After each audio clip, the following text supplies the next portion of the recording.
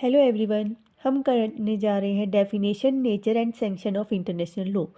Introduction की बात करें तो international law the body of legal rule, norms and standard that apply between sovereign state and other entity that are legally recognised as international actor.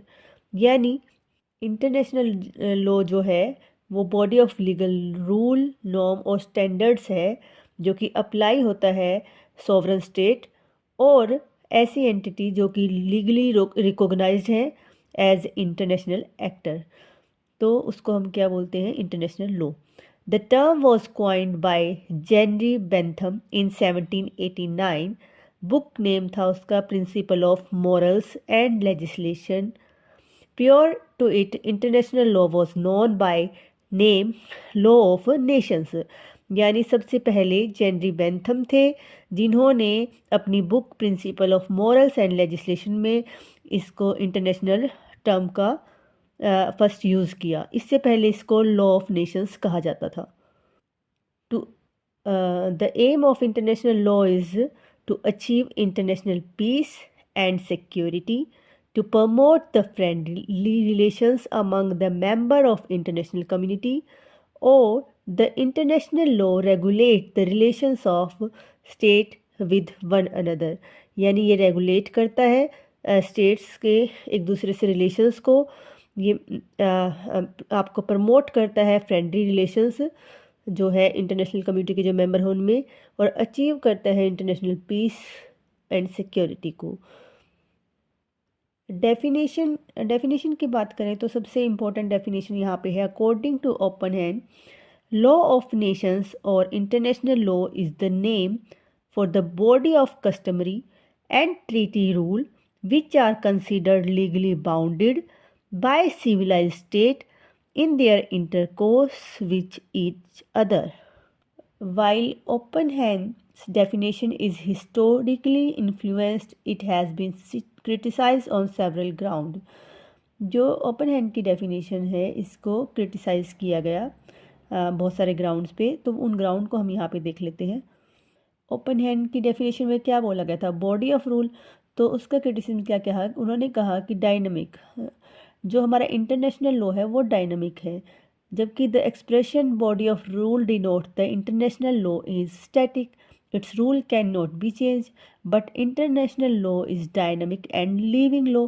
आपको पता है कि international law dynamic है, living है, चेंजेबल है, चेंज होता रहता है, बट बॉडी ऑफ रूल बोलने से लग रहा है कि वो कह रहे हैं कि स्टैटिक है। तो इस बेस पे ओपनहेम की डेफिनेशन का क्रिटिसिज्म हुआ। सेकंड है सिविलाइज स्टेट। उन्होंने कहा कि बाउंडेड बाय सिविलाइज स्टेट, ऐसे बाइंडिंग बाय सिविलाइज स्टेट उनकी डेफिनेशन में था। अब उस टाइम पे सिविलाइज स्टेट मतलब वो जो स्टेट थी जो क्रिश्चियंस को फॉलो करती थी, तो ये not apply only civilise state but all the state. ठीक है, तो ऐसा नहीं है कि आपका इंटरनेशनल लॉ सिर्फ सिविलाइज स्टेट पे एप्लीकेबल है। उसके बाद है थर्ड आपका point, narrow. Definition discuss about state but it include international organisation, INO, WHO etcetera, so it is not narrow. जो डेफिनेशन ने स्टेट आपको वहाँ पे बोला, तो वहाँ पे सिर्फ स्टेट बोल के यहाँ पे मतलब इंटरनेशनल ऑर्गेनाइजेशन, INO, WHO को सबको इग्नोर कर दिया, बट ऐसा नहीं है, इंटरनेशनल लॉ में सब कवर है। तो ये डेफिनेशन को उन्होंने नैरो कर दिया थोड़ा सा। Ignore individual. Open hand definition ignore individual but it regulate individual also. जो ओपन हैंड की डेफिनेशन है वो इंडिविजुअल को इग्नोर करती है, जबकि इंटरनेशनल लॉ में इंडिविजुअल की भी बात होती है, वो रेगुलेट करता है इंडिविजुअल को। तो उनकी डेफिनेशन का इस बेस पे भी क्रिटिसिज्म हुआ। फिफ्थ पॉइंट है not legally binding. International law is not completely legally binding but like UDHR it is morally बाउंडेशन। तो ऐसा नहीं कह सकते कि ओपन हैंड की डेफिनेशन में बोला गया कि लीगली बाइंडिंग है बाय सिविलाइज स्टेट, बट ऐसा नहीं है, इट इज़ मॉरली बाउंडेशन है। यहाँ पे लीगली बाउंडिंग हम इसको नहीं बोल सकते इंटरनेशनल लॉ को। तो फिर आपका सिक्स्थ है कस्टम एंड ट्रीटीज़ और सोर्स इग्नोर। तो डेफिनेशन जो है, lay down the rules of international law drive from only from custom and treaties, but it is not correct, it is derived from the general principle of law recognized by the civilized nations, Article 38(1)(c). तो यानी open hand की definition में सिर्फ customary को तो source बताया है और सोर्स को इग्नोर किया गया है, जबकि और भी सोर्स है इंटरनेशनल लॉ के, तो इस बेस पे भी क्रिटिसाइज़ किया गया उनकी डेफिनेशन को। उसके बाद है right and duties. In international law right and duties are given but the definition does not take them into account. Right और ड्यूटी भी दे रखी होती है इंटरनेशनल लॉ में, बट उनकी डेफिनेशन में इसका कोई जिक्र नहीं था, तो इस वजह से भी उनकी डेफिनेशन का क्रिटिसिज्म हुआ। तो ये कुछ पॉइंट थे। उसके बाद है ना ओपन हैंड की रिवाइज डेफिनेशन आई। तो in the 19th edition by sir Robert Jennings and sir Arthur Watts published in 1992, the term international law has been defined। तो उनकी जो डिफाइन किया था वो क्या है, डेफिनेशन उनकी है, international law is the body of rules which are legally binding और states in their intercourse with each other. These rules are primarily those which govern the relations of states, but states are not the only subject of international law. International organization and to some extent also individual may be subject of right conferred and duties imposed by international law. तो यहाँ पे जो आपकी state तक ही सीमित थी, यहाँ पे उन्होंने इंटरनेशनल ऑर्गेनाइजेशन को और इंडिविजुअल तक भी इसको एक्सटेंड कर दिया डेफिनेशन को। तो और comparing both definition main element of definition are. अब पुरानी डेफिनेशन और न्यू जो रिवाइज डेफिनेशन थी उसका कंपेयर कर लेते हम। यहाँ पे क्या कहा गया था जो ओल्ड डेफिनेशन थी ओपन हैंड की, name for body of customary और ट्रीटी रूल्स जो थे which considered legally binding by states which while intercoursing each other. यानी बॉडी ऑफ कस्टमरी और ट्रीटीज रूल्स थे जो कंसिडर थे legally binding by state while intercoursing each other. जबकि body of rule ऐसे कैसे था, which are legally binding on state in their intercourse which each other, यहाँ तक सेम था, बट उन्होंने ऐड क्या किया, but states are not only but the international organization and individual may be subject of right conferred and duties imposed. तो ये चीज़ जो थी ओपन हैंड की डेफिनेशन में ऐड की गई जब रिवाइज की गई उनकी definition. Some more important definition, Schwarzenberger international law as the body of legal rules which apply between sovereign states and such other entities as have been guaranteed internationally personality. Lord Coleridge, it is that collection of uses which civilized states have agreed to in their dealing with one another। उसके बाद ब्रायरली definition जो है वो क्या कहती है, the body of rules and principles of action which are binding upon civilize state in their relation with one another. Starke's की definition भी इंपॉर्टेंट है, the body of law which is consider for its greater part of the principle and rules of conduct which states feels themself bound to observe and therefore commonly do observe in their relation which each other. Then है Fenwick की definition, the body of general principle and specific rule which are binding upon the member of international community in their mutual relations. Holland की definition की बात करें, the law which determine the right and duties of civilize states in their mutual dealing. Case law अगर इसमें डालना चाहते हो आप क्वीन वर्सेस किंग का डाल सकते हो, और West End Gold Mining Corporation versus King का डाल सकते हो। नेचर ऑफ इंटरनेशनल लॉ हम कर लेते हैं। One of the most controversial issue in the nature of international law, Oppenheim's view is that international law is true law, where the Austin Bentham view is opposite from Oppenheim's. They said that international law is not a true law. The Starke view related to international law is also different. He believed that international law is weak law. Holland say that international law is vanishing point of jurisprudence। तो हर एक jurist के अपने अपने view थे, तो उनके हिसाब से हम नेचर ऑफ इंटरनेशनल लॉ को अगर बांटें तो किसी ने तो कहा ये ट्रू लॉ है, किसी ने कहा it is not true law, किसी ने इसको वीक लॉ कहा और किसी ने इसको वैनिशिंग पॉइंट ऑफ जुरिस्प्रूडेंस कहा। तो इस तरीके से इसको बांटा गया। International law is not true law. Austin's, Bentham, Hobbes या परफेक्ट ऑस्टिन डेफिनेशन लॉ जो थी, डिफाइन किया था जिन्होंने ऑस्टिन ने लॉ को, वो क्या था? According to Austin, law is the command of sovereign attended by sanction in case of violation of the command.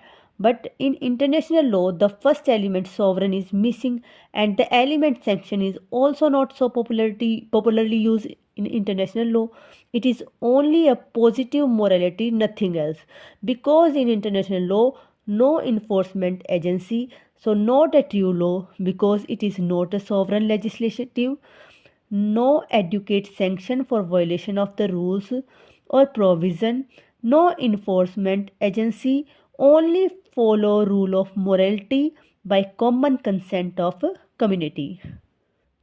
तो नेचर जो इसका बोला गया है कि इंटरनेशनल लॉ एक ट्रू लॉ नहीं है, तो ये किस बेस पे बोला गया है? ऑस्टिन की जो डेफिनेशन लॉ को लेकर डिफाइन है कि कमांड होएगी किसकी, सॉवरन की कमांड, अगर नहीं फॉलो करोगे तो सेंक्शन लगेगा उसकी।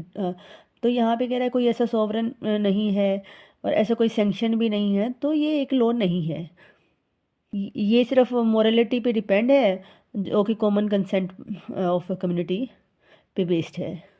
अब इस नेचर का भी क्रिटिसिज्म हुआ। क्या क्रिटिसिज्म था, किस बेस पे? कि ignore the law laid down by the treaty and customary, जो ट्रीटी और कस्टमरी से है उसको इग्नोर किया गया है।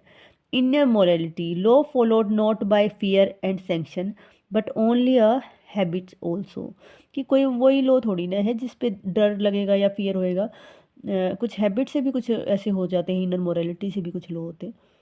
थर्ड इसने कहा convention is not sovereign but it exist. Historical jurist is against Austin view, they said that law exist before the sovereign also, कहते सॉवरन से पहले भी लॉ एग्जिस्ट करता था। तो जो हिस्टोरिकल जूरिस्ट थे उन्होंने अपोज किया ऑस्टिन के इस व्यू को। अब नेचर में सेकंड पॉइंट क्या था? It is law in true sense. Oppenheim की definition said that there must be body of rules and common consent. According to open hands definitions, international law is true law because international law has all the elements which are defined in open hands definition of law. A set of rules in the form of custom and treaties exist for regulating the conduct of the member of the community. International law is true law because presently international legislation has comes into existence as a result of multinational treaties and convention. Its rules are violated by state, sanctions may be applied against it not only by the aggrieved state itself but the collectively by the UNO as well. तो यानी कहाँ से लिया गया? Treaty और convention से लिया जा रहा है, और इस पे सैंक्शन भी लग रहे हैं स्टेट से ही नहीं बल्कि यूएनओ जो कलेक्टिवली भी इसको सैंक्शन लगा सकती है। तो ये चीज़ें आपकी ओपन हैंड की डेफिनेशन से मैच कर रही है, तो हम उसके अकॉर्डिंग बोल सकते हैं कि it is a law in true sense. उसके बाद है थर्ड आपका व्यू है नेचर के लिए, international law is a weak law. Stark's view about international law is that it is a weak law. Starks compared the international law with municipal law. His theories based some fact that are rules formulated in the treaties given wide option to the state parties. No court in true sense, lack of effective enforcement system, rules are violated. तो कुछ कमियां हैं जिसकी वजह से इन्होंने कहा, ये म्यूनसिपल के लॉ से कंपैरेटिव करते हुए स्टॉक्स ने कहा कि ये लॉ तो है बट वीक लॉ है। फोर्थ पॉइंट इसकी बात करें तो it is a vanishing point of jurisprudence. तो हॉलैंड ने ये डिफाइन किया था इस नेचर को। It is a given by Holland, jurisprudence is international law are parallel but never met, और according to the Holland international law is not a law. उन्होंने कहा कि ये जूरिस्प्रूडेंस का वैनिशिंग पॉइंट है, इसके पैरेलल में चलता है, इसको कभी मीट नहीं करता। तो ये डेफिनेशन हॉलैंड की थी। अब सैंक्शन की बात कर लेते हैं। Sanction of international law. Sanction of public international law means the method, procedure and measures use to punish states that violate such obligations. Type of sanction की बात करें तो कुछ पीसफुल सैंक्शन है और कुछ फोर्सिबल सैंक्शन है। पीसफुल सैंक्शन की बात करें तो डिप्लोमेटिक मेजर, इकोनॉमिक सैंक्शन या पॉलिटिकल सैंक्शन या जुडिशियल सैंक्शन है आपकी। अब डिप्लोमेटिक मेजर्स में आपके क्या आ जाएंगे? विड्रॉल ऑफ एम्बेसडरीज, एम्बेसडर्स और ब्रेकिंग डिप्लोमेटिक रिलेशंस। इकोनॉमिक आपके सेंक्शन में आएंगे ट्रेड एम्बार्गोज और freezing of assets. Political sanction में आ जाएंगे आपका suspension from international organisation. Judicial में आपका आ जाएगा यूज़ आईसीजे और आईसीसी फॉर सेंक्शंस आपका। उसके बाद आपका है फोर्सिबल सेंक्शन। फोर्सिबल के 3 पॉइंट हैं आपके। Collective measure by the UN security council, reprisals and counter measures और सेल्फ डिफेंस।